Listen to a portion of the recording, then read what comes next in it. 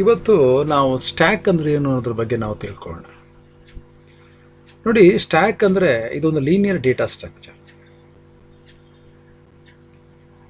ಈ linear data ಸ್ಟ್ರಕ್ಚರ್ನಲ್ಲಿ insertion ಮಾಡೋದಾಗಲಿ delete ಮಾಡೋದಾಗಲಿ ಎಲಿಮೆಂಟ್ಸನ್ನು ಆ ಸ್ಟ್ಯಾಕಿಂದ ಅದು ನಡೀತಕ್ಕಂಥದ್ದು ಯಾವುದಾದ್ರೂ ಒಂದು ಎಂಡಿಂದ ಅದು ಆಗಬೇಕು. ಸಾಮಾನ್ಯವಾಗಿ ಆ ಎಂಡನ್ನ ನಾವು ಟಾಪ್ ಅಂತ ನಾವು ಕರಿತೀವಿ.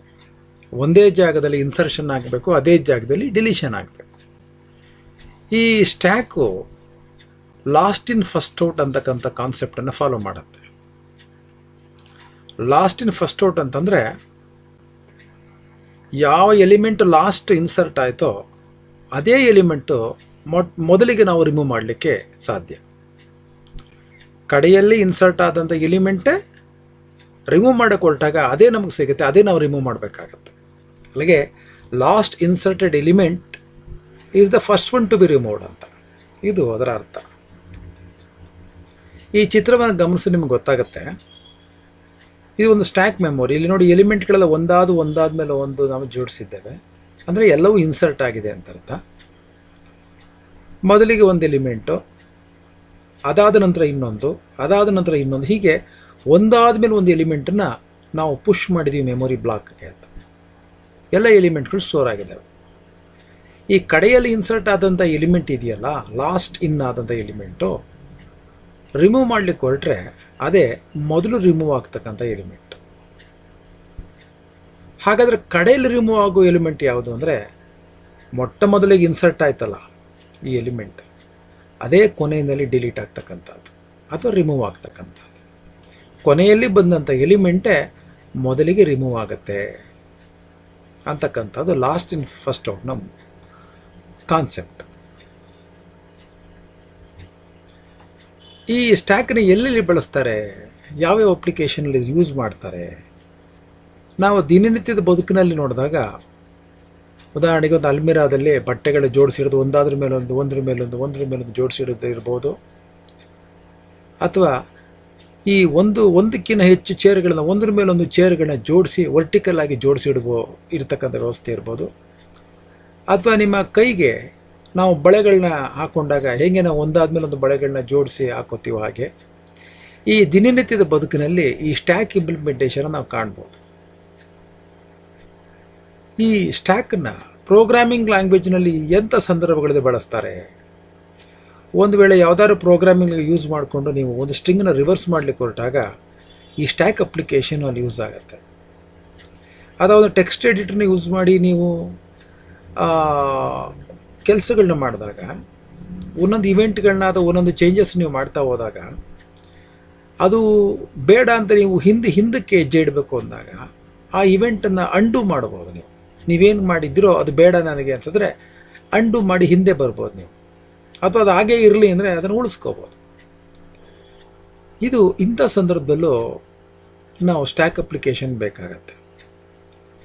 ಮತ್ತು ನಾವು ವೆಬ್ಸೈಟನ್ನು ಬ್ರೌಸ್ ಮಾಡುವಾಗ ನಾವು ಒಂದು ವೆಬ್ ಪೇಜ್ ಇನ್ನೊಂದು ವೆಬ್ ಪೇಜ್ಗೆ ಲಿಂಕನ್ನು ಇಟ್ಕೊಂಡು ಜಂಪ್ ಮಾಡ್ತೇವೆ. ಒಂದು ವೆಬ್ ಪೇಜನ್ನು ಕ್ಲಿಕ್ ಮಾಡೋದು ಇನ್ನೊಂದು ವೆಬ್ ಪೇಜ್ ಓಪನ್ ಆಗುತ್ತೆ. ಒಂದು ಕ್ಲಿಕ್ ಮಾಡಿ ನಾವು ಓಪನ್ ಮಾಡ್ತಾ ಹೋಗ್ತೇವೆ.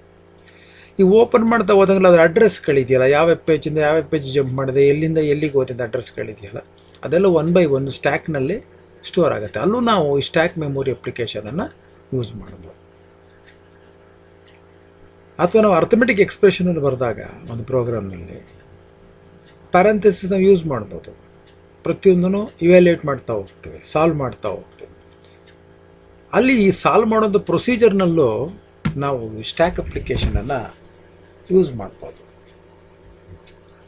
ಈ ಸ್ಟ್ಯಾಕ್ನಲ್ಲಿ ನಡೀತಕ್ಕಂಥ ಆಪ್ರೇಷನ್ಗಳು 2, ಒಂದು ಪುಷ್ ಆಪ್ರೇಷನ್, ಇನ್ನೊಂದು ಪಾಪ್ ಆಪ್ರೇಷನ್.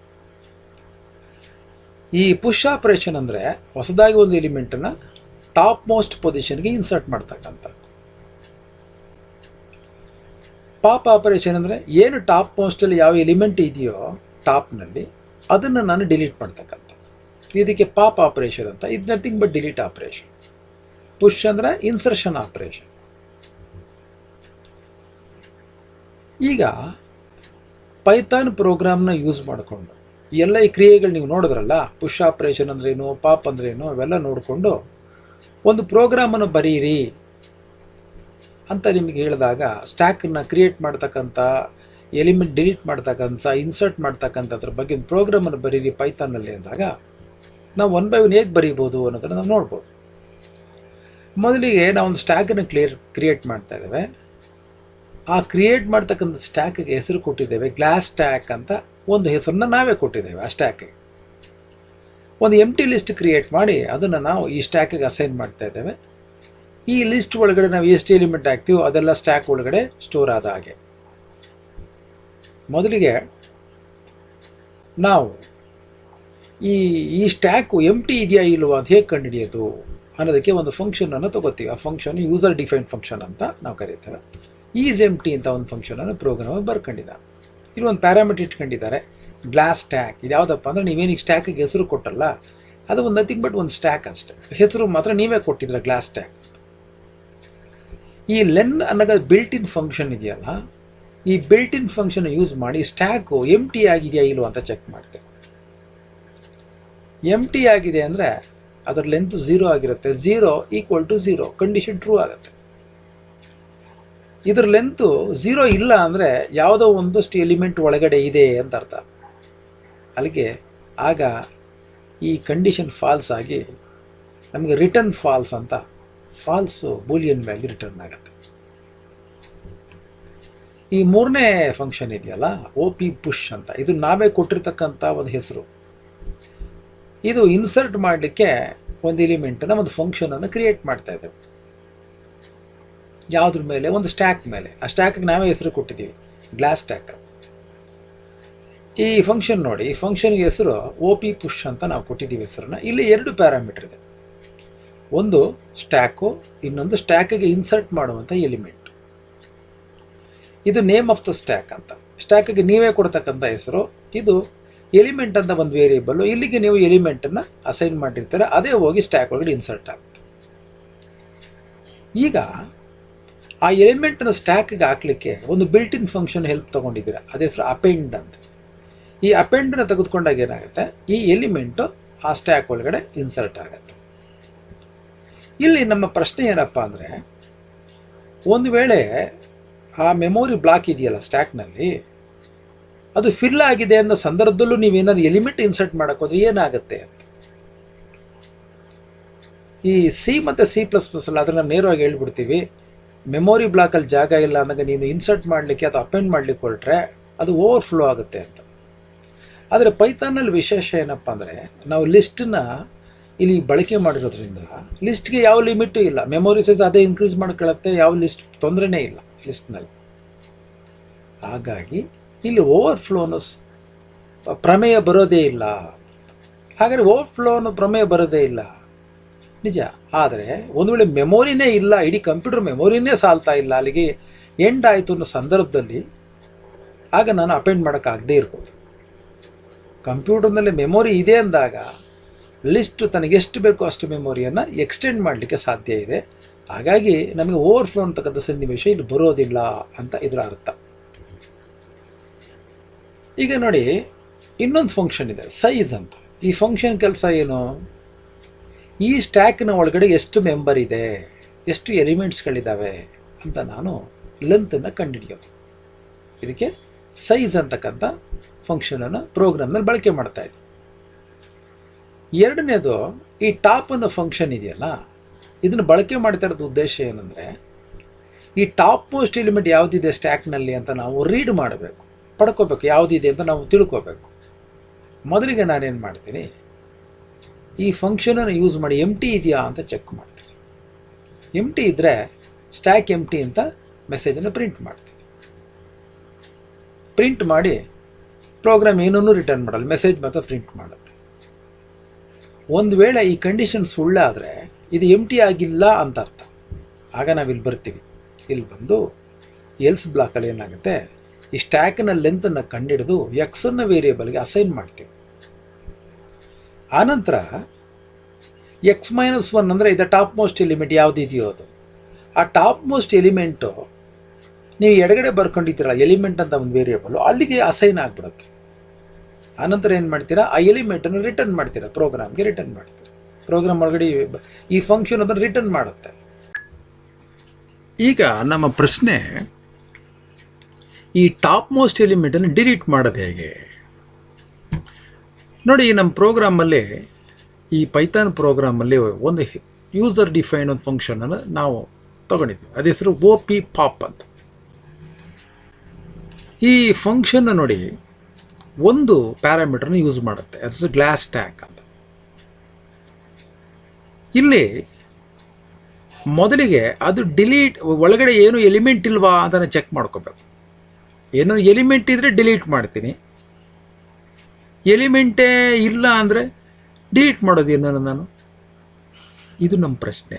ಮೊದಲಿಗೆ ಈ ಸ್ಟ್ಯಾಕು ಎಂಟಿ ಆಗಿದೆಯಾ? ಎಂಟಿ ಆಗಿದ್ದು ನೀನು ಡಿಲೀಟ್ ಮಾಡೋಕ್ಕೆ ಹೊರಟ್ರೆ ಆ ಪರಿಸ್ಥಿತಿ ಇದೆಯಲ್ಲ, ಅದು ಅಂಡರ್ ಫ್ಲೋ ಅಂತ ಕರೀತಾರೆ. ಎಲಿಮೆಂಟೇ ಇಲ್ಲ ನೀನು ಡಿಲೀಟ್ ಮಾಡೋಕ್ಕೆ ಹೊರಟಿದೆ ಅಂದರೆ ಆ ಸನ್ನಿವೇಶಕ್ಕೆ ಅಂಡರ್ ಫ್ಲೋ ಅಂತ ಕರೀತಾರೆ. ಇದು ಮೊದಲು ನಾವು ಚೆಕ್ ಮಾಡ್ಕೊತೀವಿ. ಒಂದು ವೇಳೆ ಈ ಸ್ಟ್ಯಾಕು ಎಂಟಿ ಆಗಿಲ್ಲ, ಎಲಿಮೆಂಟ್ಸ್ ಇದೆ ಅಂದರೆ, ಆ ಟಾಪ್ ಮೋಸ್ಟ್ ಎಲಿಮೆಂಟ್ ಯಾವುದು ಸ್ಟ್ಯಾಕ್ನಲ್ಲಿ ಇದೆಯೋ ಅದನ್ನು ನಾವೇನು ಮಾಡ್ತೀವಿ? ಪಾಪ್ ಮಾಡ್ತೀವಿ. ಇದು ಬಿಲ್ಟ್ ಇನ್ ಫಂಕ್ಷನ್. ಪಾಪ್ ಮಾಡ್ತೀವಿ. ಪಾಪ್ ಮಾಡ್ತೀವಿ ಅಂದರೆ ಡಿಲೀಟ್ ಮಾಡ್ತೀವಿ ಅಂತ ಅರ್ಥ. ಆ ಟಾಪ್ ಮೋಸ್ಟ್ ಪೊಸಿಷನಿಂದ ಆ ಎಲಿಮೆಂಟನ್ನು ರಿಮೂವ್ ಆಗುತ್ತೆ, ಆ ಮೆಮೊರಿ ಬ್ಲಾಕಿಂದ ರಿಮೂವ್ ಆಗುತ್ತೆ. ಆನಂತರ ಇನ್ನೊಂದು ಫಂಕ್ಷನ್ ತೊಗೊಂಡಿದ್ದೇವೆ, ಅದು ಡಿಸ್ಪ್ಲೇ ಅಂತ. ಈ ಫಂಕ್ಷನ್ಗೂ ಸಹ ನಾವು ಒಂದು ಪ್ಯಾರಾಮೀಟರ್ ಯೂಸ್ ಮಾಡ್ತೀವಿ. ಆ ಪ್ಯಾರಾಮೀಟರ್ ಸ್ಟ್ಯಾಕು. ಆ ಸ್ಟ್ಯಾಕಿನ ಲೆಂತನ್ನು ಕಂಡುಹಿಡಿತೀವಿ, ಎಕ್ಸನ್ನು ವೇರಿಯೇಬಲ್ಗೆ ಅಸೈನ್ ಮಾಡ್ತೀವಿ. ಆನಂತರ ಒಂದು ಮೆಸೇಜನ್ನು ಹಾಕ್ತೀವಿ, current elements in the stack are ಅಂತ ಒಂದು ಮೆಸೇಜ್ ಹಾಕಿ ಅದರ ಕೆಳಗಡೆ ಒಂದು ಫಾರ್ ಲೂಪ್ನ ಯೂಸ್ ಮಾಡಿ, ನೀವು ಎಕ್ಸನ್ನ ನೀವು ಕಂಡುಹಿಡ್ಕೊಂಡಿದ್ದೀರಲ್ಲ ಲೆಂತ್ ಆಫ್ ದಿ ಸ್ಟ್ಯಾಕು, ಆ ಲೆಂತ್ ಆಫ್ ದಿ ಸ್ಟ್ಯಾಕನ್ನು ಇಟ್ಕೊಂಡು ಒಂದು ಫಾರ್ ಲೂಪನ್ನು ಬರೀತೀವಿ. ಎಷ್ಟು ಎಲಿಮೆಂಟ್ ಇದೆಯೋ ಅಷ್ಟು ಸಾರಿ ಪ್ರಿಂಟ್ ಸ್ಟೇಟ್ಮೆಂಟ್ ಎಕ್ಸಿಕ್ಯೂಟ್ ಆಗುತ್ತೆ. ಪ್ರತಿ ಬಾರಿ ನಾನು ಆ ಟಾಪ್ ಮೋಸ್ಟ್ ಎಲಿಮೆಂಟಿಂದ ಈ ಲೆಂತ್ ಕಂಡುಹಿಡ್ಕೊಂಡಿದ್ದಲ್ಲ ಅದು ರೆಡ್ಯೂಸ್ ಆಗ್ತಾ ಬರುತ್ತೆ. -1 ಅಂತ ಒಂದೊಂದೇ ಇಂಡೆಕ್ಸ್ ರೆಡ್ಯೂಸ್ ಆಗ್ತಾ ಬರುತ್ತೆ. ಪ್ರತಿಯೊಂದು ಎಲಿಮೆಂಟನ್ನು ಈ ಪ್ರಿಂಟ್ ಸ್ಟೇಟ್ಮೆಂಟು ಪ್ರಿಂಟ್ ಮಾಡ್ತಾ ಬರುತ್ತೆ. ಇದು ಹೇಗೆ ನಾವು ಒಂದು ಪೈಥಾನ್ ಪ್ರೋಗ್ರಾಮನ್ನು ಇವೆಲ್ಲವನ್ನು ಇಟ್ಕೊಂಡು ಒಂದು ಪ್ರೋಗ್ರಾಮ್ ಬರೀತೀವಿ ಅಂತ, ಇದು ನಿಮ್ಮ ಪಾಠದಲ್ಲಿ ಚರ್ಚೆ ಆಗುತ್ತೆ. ಇದು ಎಕ್ಸಾಮಿನೇಷನ್ ದೃಷ್ಟಿಯಿಂದ ಭಾಳ ಇಂಪಾರ್ಟೆಂಟ್ ಇದೆ, ತಾವು ಇದನ್ನು ಗಮನಿಸಬೇಕು. ಮಾನ್ಯರೇ, ಈ ವಿಡಿಯೋ ನಿಮಗಿಷ್ಟವಾಗಿದ್ದಲ್ಲಿ ದಯವಿಟ್ಟು ಸಬ್ಸ್ಕ್ರೈಬ್ ಮಾಡಿ, ಲೈಕ್ ಮಾಡಿ, ಕಾಮೆಂಟ್ ಮಾಡಿ, ಮತ್ತು ಇದನ್ನು ಶೇರ್ ಮಾಡಿ. ನಿಮ್ಮ ಅನಿಸಿಕೆಗಳನ್ನು ಈ ಕಾಮೆಂಟ್ ಬಾಕ್ಸಲ್ಲಿ ತಿಳಿಸಿ.